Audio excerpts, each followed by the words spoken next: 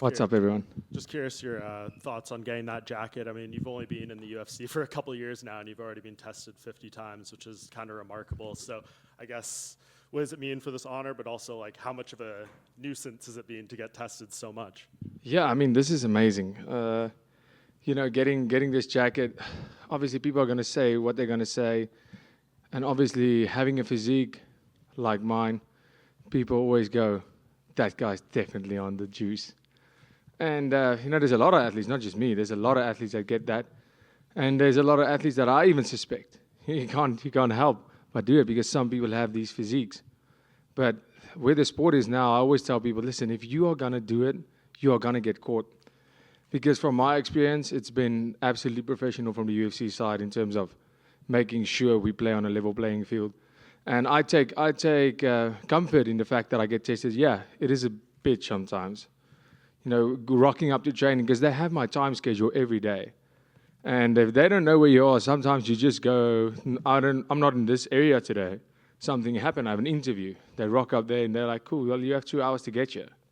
Or they get you, I take comfort in the fact that I know my competition is being treated the same way, and we play fair. We get in there, and the best warrior wins, not the one with the best needle. There's been a lot of photos of Sean coming out through this camp, people saying, he's in the best shape of his life, all that kind of stuff. Have you seen some of that? And are you, I guess, impressed by his physique maybe compared to some other fights? Yeah, I've seen some of it. Yeah, I mean, are we going to stand next to each other and compare physiques? I don't think so. And I know you've been asked ad nauseum about, all the comments made at the press conference and the fight and everything like that.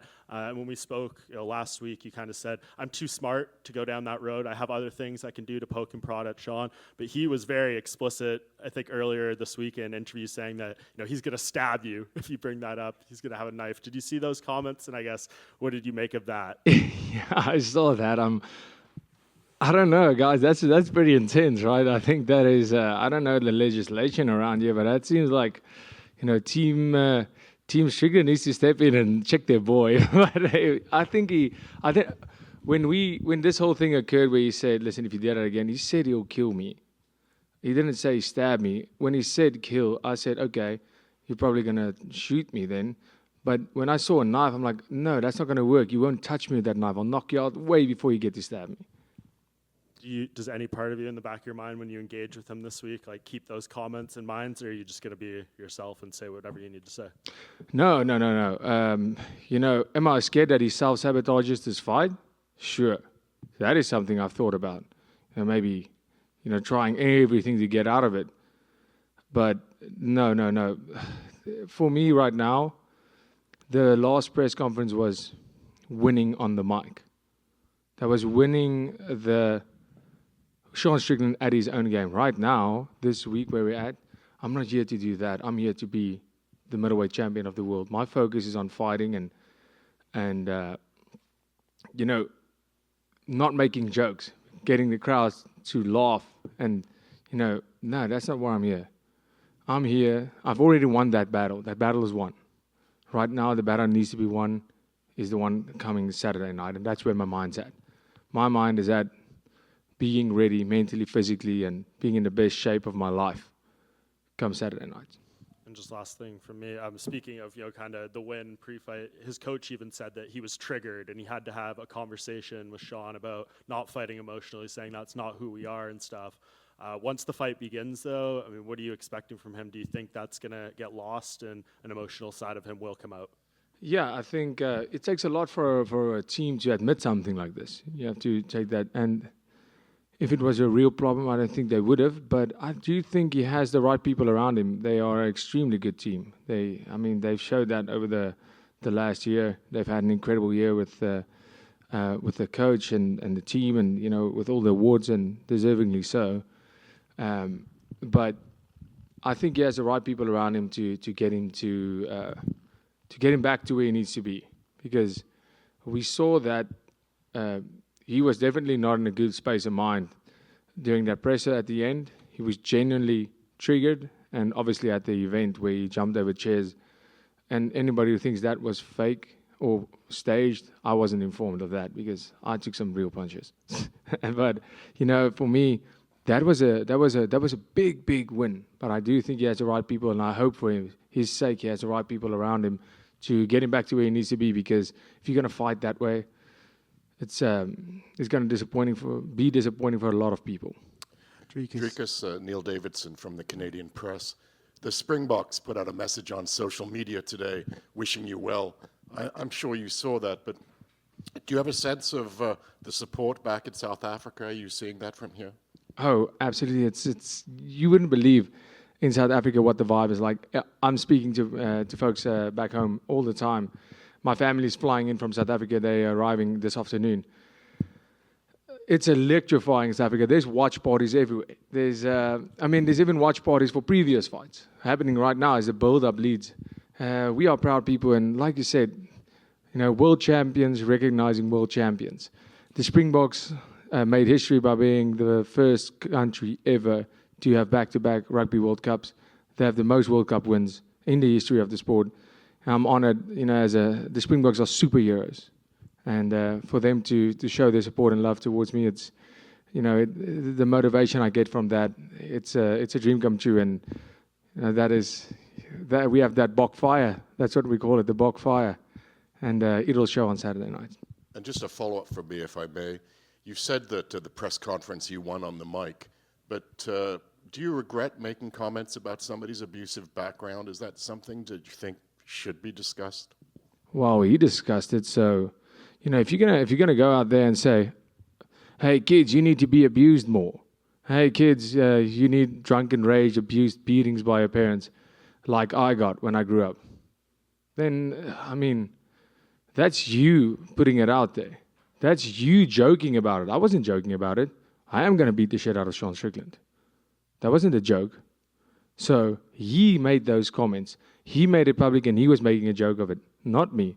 Do I think it's good? No, it's terrible what happened to him. It's terrible what happened to him, but now he felt... I was completely respectful towards Sean Strickland that whole press conference, and you can go watch it back, and you'll see. Even when he threw a couple of jabs, I just let it slide, and then when he tried to get the crowd up and going, the only way he knows how to by saying offensive stuff and being outrageous and just screaming over everybody, and he tried to bully me. And I wasn't going to let that slide. And that's what he did. That's what when he saw he couldn't get the crowd behind him like he usually does, in terms of, being funny, because we were respectful towards each other, he tried to be disrespectful.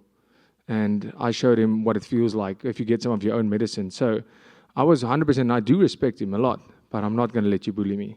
Not at all. Dricus, just going back to those comments, right? You said I said them to win, like to stop him winning the crowd and stuff. Is there a part of you that thinks this is a mental game as well? It clearly bothers him so much. I may as well say it this week because it might affect him going into the fight. Yeah, but saying it again, it's that's a one-trick pony. Saying it again, it makes no sense. Obviously, I said it. If I had the opportunity to turn back time, I would do it exactly the same. But there's no need to say it again. There's no need to listen. And another thing, we'll see how he behaves himself. Like I said, you're not going to bully me. I'm here to be respectful. I'm a martial artist, but you're not going to bully me. So behave yourself, and we can have a civil banter back and forth. I'm 100% all for that, but you're not going to be bullying me, not at all. You mentioned he might self-sabotage this fight. Are you concerned that he's basically going to feel the pressure after those remarks and that he might feel like he's going to lose this and he can't go out there and lose face? Is that why you think he might self-sabotage? Yeah, I don't know what it might be. I think, for a guy with the kind of demons that Sean Strickland's fighting, one can only think, and I'm not in this situation, so I can't say, but self-sabotage in a sense where he does not care what happens to him because he wants to do what he feels is necessary because that will make him a real man. No, what makes you a real man is being an example. And yeah, like I always say, being a champion, being in the limelight, you should be yourself. I'm being myself, and I'm not always the best example, make no mistake, especially with all the cameras on, everywhere you go. It's great, it's cool, but the more I look at a guy like Conor, he gets seen doing so many wrong things, but it's just because everything he does is filmed. I feel sorry for the guy because most of us do a lot of things that are not went wrong, especially when you're out partying. You're not really considering being an example to kids when you're out partying. You're in a place. That's why there's an age restriction. And then you get filmed and it gets put all over the internet and people judge you for it. I mean, people are going to say what they're going to say. And, I mean, just live your life. Don't care about it, and whenever you can, try and be a good person wherever you can. But, I mean, if you make mistakes, we move on from them. So, with this whole thing with him self-sabotaging, I think, I think it might be that to prove a point. And the fight is the only thing that's important to me. So what I'm saying with self-sabotage is I also like fast cars. I like adrenaline. I'm a crazy person. I'm an adrenaline junkie. But when my fight camp starts, there's a priority. There's things that needs to happen for me to do my job. And it feels like that one aspect of him doesn't care. And then, of course, the fight that happened in the crowd, that was the biggest concern for me of that whole situation, is the fact that the fight could be in jeopardy, and I'm really happy it wasn't. Yeah, going back to that brawl, obviously it's like a little skirmish, 30 seconds maybe, but is there anything you could take away from that physical interaction with him? Yeah, the man's not scared to throw down, firstly, and he could feel the strength. Now he knows. He had those scrawny hips. Last one from me. Israel Adesanya is picking you to win this fight. He thinks you're going to get the finish. Does that surprise you, considering his attitude towards you in the past? No, the man has a knowledge for fight, so that makes sense. But yeah, I don't really consider that a good thing or a bad thing. I'm happy to get when somebody thinks I'm going to win, because even though we have our differences as people and as one man to another, as a fighter, as fighters, like, I can only say good things about Adesanya as a fighter. He's had some terrible fights where he just, won the fight running and all that, but he's had some amazing fights, some of the best fights we've seen. And he has had some of the best striking performances that the UFC has ever seen. But that is not, so that is a martial artist recognizing another. And in that case, it's great to see somebody like that know that you have what it takes. Dricus right here. Just to follow up to you, right? Sean said he reached out to you and you had agreed to lay off the abuse comments. Is that accurate? Can you give your side of it? I believe it was through DMs, maybe. Yeah. So this happened the day after the altercation in the crowd, and I'm talking about. I arrived in South Africa as we were on the runway, still taxiing to where we get off. I opened my phone and I saw a DM from Sean Strickland, and I thought it was maybe like a fan page, going to be hate mail or something like that. And I see, no, it's actually Sean Strickland's page. I do follow him, and it said, "Hey, so something along the lines of, listen." This is what happened. I'm sorry what I said about your coach and you, but if there's anything that's crossing the line for you, just, and he's like, listen, I know we sell a fight and all that, but if there's anything out of line that I said that you want me to pull back, like, I'll apologize. I'll even take back what I said. I'll remove post. And I feel kind of like this is not a great move to, but he brought it up. I would have never told the media about this. Otherwise, this happened 5 weeks ago. I would have talked about it. I don't want to expose a man in that way. It's not my style. I was actually surprised that I saw him make it public that he did message me, because I didn't want to out him on that. But since we're talking about it, and so he said, if there's anything that he shouldn't say, like, he'll lay back. But if I bring up the thing with his childhood again, he said, I'll kill you and ruin your life and mine way before we step into the cage, something like that. That's exactly his words. So I'm like, okay, so this poor guy, this seems pretty serious. I feel bad for him. But I just replied and said, listen, there's nothing you can say that has any effect on me. Like, go crazy. You're talking about me kissing other dudes. I have more photos. I post them online. I don't care. Jeez, you think I care? I'm completely comfortable with my sexuality. Have you seen my girl? My guy. Yeah. So I don't care about that. You know, me kissing my coach, kissing my dad, kissing my brothers. I don't feel like people saying, oh, that's gay. So what? I don't care. I love those people. That's my family. And, you know, it doesn't really, there's nothing you can say that can get under my skin. There's a shield here. I'm the mentally strongest fighter in the world. And I told him, you can say literally whatever you want. All is fair in love and war. But I won't say anything about your child again. Cool. You know, and that's how it came down to. And sorry, one more. If there wasn't a title on the line, if this was just another fight, do you think the trash talk would have gone to this place? If it went down the way, if he said what he said, yeah, exactly the same. Like, if you go look at that press conference, I approached it like every other one, having respect for my opponent. It's my opponent's decision how I'm going to react in terms of if you want to keep this civil and respectful or not. And I came in there with the mindset of being respectful, but like I said, I won't be pushed around. So whether it's a title fight or not, I approach all of them exactly the same. For me, this fight, the Whittaker fight, my debut against Marcus Perez, exactly the same up here. James. How's it going? Good to see you. I know you talked a bit about like what's next for the winner of this fight. You talked a bit about Khamzat Chimaev. I was curious where you think Jared Cannonier fits in the title picture, just with him having a win over Sean Strickland already. Like, how do you rate him in the division? Yeah, that's such a hard question. I think he's sometimes overlooked. Jared Cannonier. I actually met him at 296 as well. Super nice guy. And everybody was looking forward to the division being shaken up.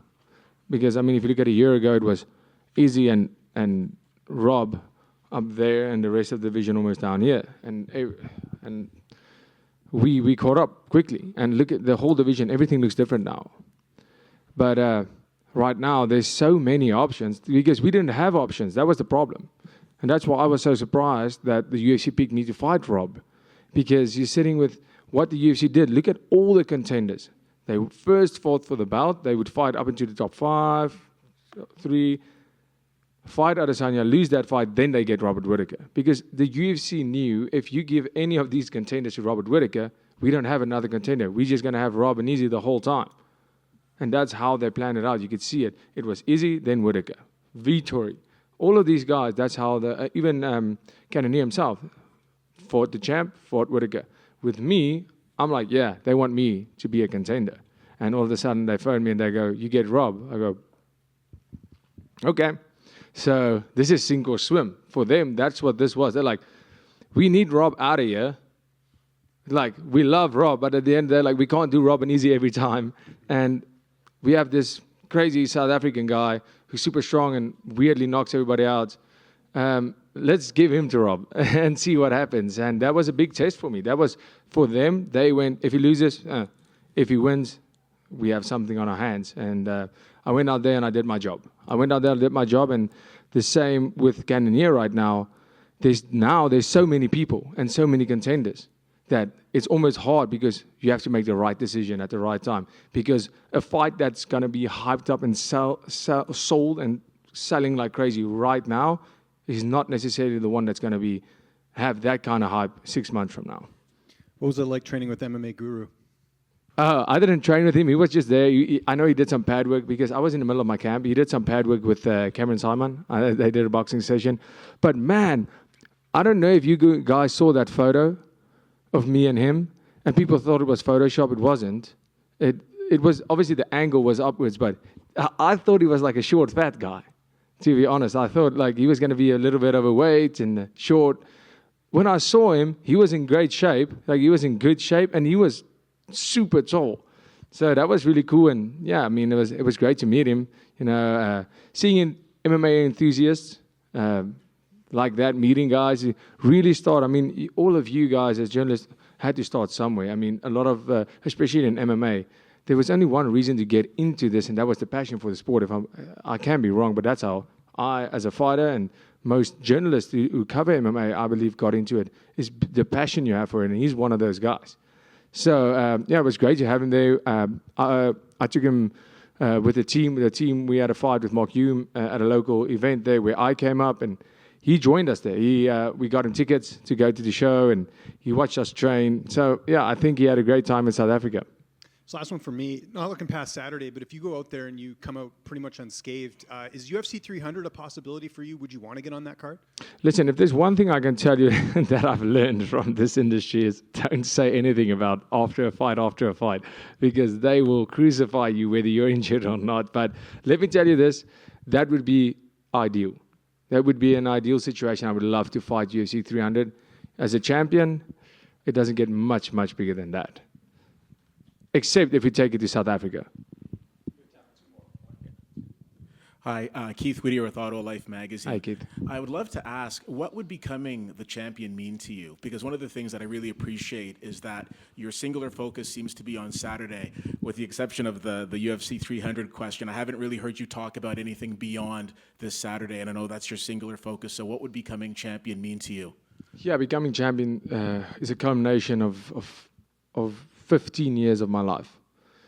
The amount of times that I couldn't attend family matters, the amount of times that I couldn't attend weddings, just to get on top of my head, great parties, that's never going to happen again. Like once in a lifetime parties, I'm telling you, that I couldn't go to. And just the sacrifices that's made, and, having my whole family and friends, the close circle has been there since I started this at the age of 15. My dream to become a UFC champion. All the sacrifices they made, all the people that's coming from South Africa, friends, I'm talking about 100+ people, close friends, people I know that's coming to Canada. It's an expensive trip. It's a long trip. Coming just to watch me perform and become world champion. Having guys like the Springbok team, they are titans in the world of sports. They are probably the most successful sporting unit on earth. Reach out and showing support. That feeling of having a whole nation waiting for you to be, and wanting you, truly wanting in their hearts, want you to be successful, that feeling is undescribable. It's so much bigger than my own personal goals, because this started out as a personal goal and it became a goal for South Africa, for my country, for all the people around me that I promised I'm going to do this, to make it worthwhile for them. And to win this bout, for me, on a personal note, for my family tree, for my brother's kids, for my kids, for my dad that gave me everything, to every Du Plessis that's going to come, this will be in the history books, and this is massive. And I've always imagined it to be like that, to have that legacy, to have the biggest legacy that my family tree has ever seen, and make myself, my family, my country, and my people proud. It would mean absolutely everything. There's nothing in the world that would mean more to me than win that belt. While you've been here, I've noticed that you've been hanging out with the guys at Primal MMA. What kind of a difference does it make when you're far from home, when you're embraced by a local scene here? Yeah, that's very true. I couldn't believe. I know Canada gets a lot of shit from the world media. Well, not media. If you watch TV, South Park, for example, they're not too fond of the Canadians I've seen. And when I got here, I've never been to Canada. And I get here and I love it. I go, here we go. When we get here, I go, cool. First interaction with a Canadian person in Canada, let's see. And I go, okay, that guy was exceptionally nice. Because I know that's the kind of shit they get for being too nice. And then everybody's being nice to me. And then we get into an Uber and we drive, I don't know, I'm not 100% sure, but maybe 30 minutes from here to find a gym. And the Uber driver takes us there. I think it's a $40 trip. We get there, the gym is closed, as I can see, and there's like a snow blizzard starting. And we get out of the Uber, and I'm not accustomed to snow. I'm like, how long does it take till I get frostbite? Am I going to die now? I have a fight. I can't get frostbite right now. And I jump back in the car, And the trip's over. Like, we walked around the building, me and Mark, my teammate, and I jump back into Uber, and the Uber he almost gets a fright because he's looking at his next trip. And I'm like, sorry, man, I can't be out there. There's a blizzard. And he says, okay, no problem. I said, can I extend my trip? And he says, it's not possible. And we go, I said, no, okay, let's just see if there's a gym around. We don't find anything. He says, do you guys want a coffee? I said, yeah, sure. Drive to a coffee. We're on the clock, so perfect. We get there. This guy gets us coffee. I give him money and to get himself one too. And he says, no. And he swipes his card. And it was like $10 for the coffee for the three of us at a Timmy's. And he gets the coffee. And I'm like, wow, cool. Maybe put it on my tab. So this guy says, no, we didn't use the Uber app for this. And that was $40. So just give me $20 for the trip back, the exact same trip. And he bought $10 worth of coffee. And I gave this guy $40 because I thought, that's not right. Like, guy, come on. And so, I mean, that is just a testimony of how nice the people really was. And then we get to that gym. And everybody was just super nice. And it felt like that old school feeling, this basement gym. No, it's amazing. And the people have been very accommodating. You can call me a fan of Canada, 100%. How about that dip in the lake? That was not so cool. That was I have to say, that was not so cool. I'm glad I did it now. I hated it just as I got out. I mean, when I heard what the degrees of water is, I didn't care because I do it at home every day, 2-3 degrees. But when I got out, and it was minus 10, 11 with that wind, and it was a 5-minute walk for us back to the car. And my hair, just at 15 seconds, hair frozen solid. I've never seen that in my life.